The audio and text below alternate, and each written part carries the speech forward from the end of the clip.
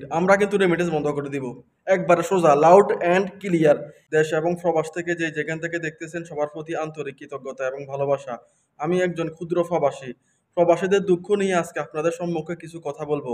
ভাই, আমাদেরও তো মন চাই আমরা দেশে থেকে পরিবারের সাথে থেকে আমাদের স্ত্রী সন্তানদের সাথে থেকে আমরা দেশে কিছু একটা করি, কিন্তু আমরা তো সেটা আমাদের ভাগ্যে নাই।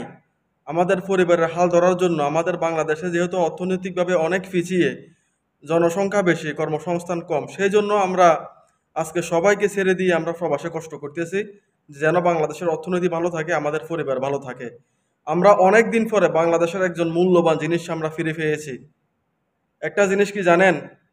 না, না ফেলে কোনো আক্ষেপ নাই, কিন্তু ফেয়ে যদি হারিয়ে ফেলি এটার আক্ষেপ অনেক বড়। আমরা অনেক দিন পরে আল্লাহ আমাদের প্রতি দয়া করেছেন, আমরা ডক্টর ইউনূসের মতো একজন দেশপ্রেমিক আমাদের বাংলাদেশের প্রধান হিসেবে আমরা পেয়েছি। আলহামদুলিল্লাহ। আমরা তাইনাকে সুযোগ দিতে হবে, এই রত্নকে আমাদের ব্যবহার করতে হবে আমাদের এই উন্নতির জন্য। তাহলে আমরা প্রবাসে এসে এত কষ্ট করা লাগবে না। যদি বাংলাদেশের অর্থনৈতিকভাবে বাংলাদেশ উন্নত হয়, আমরা দেশের মধ্যে আমাদের পরিবারের সাথে থেকে আমরা কিছু করতে পারবো। কিন্তু দেখেন, একদল লোক তিনাকে ক্ষমতায় থেকে কিভাবে সরানো যায় সেই ফায়তারা করতেছে। তার দেশের প্রতি কতটুকু আন্তরিকতা থাকলে সে এই বৃদ্ধ বয়স হয়ে এসে দেশের জন্য এভাবে হাউমাউ করে কান্না করে, ওই দিন একটা প্রোগ্রামে দেখলাম। তাহলে তার দেশের প্রতি কাজ করার জন্য তার অনেক আগ্রহ আছে, তার ভালোবাসা আছে দেশের মানুষের প্রতি। আরেক এক দল তো লুটপাট করে গিয়েছে বাংলাদেশ থেকে, বাংলাদেশটাকে শেষ করে দিয়ে গিয়েছে।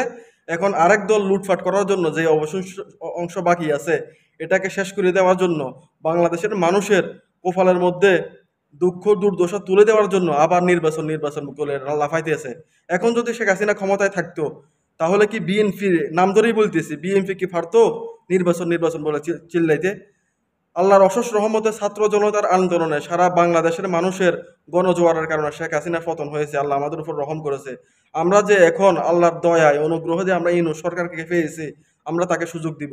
বিশেষ করে আমরা প্রবাসীরা, যদি ইউনূস সরকারকে 5 বছরের আগে যদি কোনো মানুষ নির্বাচন চাই, কোনো দল বিএনপি হোক আর যেই দলে হোক, যদি নির্বাচন চাই, আমরা প্রবাসীরা, আমরা প্রায় 1 কোটির মতো প্রবাসী আমরা বিভিন্ন দেশে আছি সারা পৃথিবীর, আমরা কিন্তু রেমিটেন্স বন্ধ করে দিব একবারে সোজা, লাউড অ্যান্ড ক্লিয়ার। একবারে সোজা কথা, ইউনূস সরকার যদি 5 বছরের আগে যদি নির্বাচন দেওয়ার জন্য বাধ্য করে, আমরা প্রবাসীরা রেমিটেন্স বন্ধ করে দিব। এটা লাউড অ্যান্ড ক্লিয়ার, বাস শেষ কথা বলে দিলাম। আমরা ইউনূস সরকারকে প্রবাসীরা সবাই 5 বছরের জন্য আমরা ক্ষমতায় দেখতে চাই।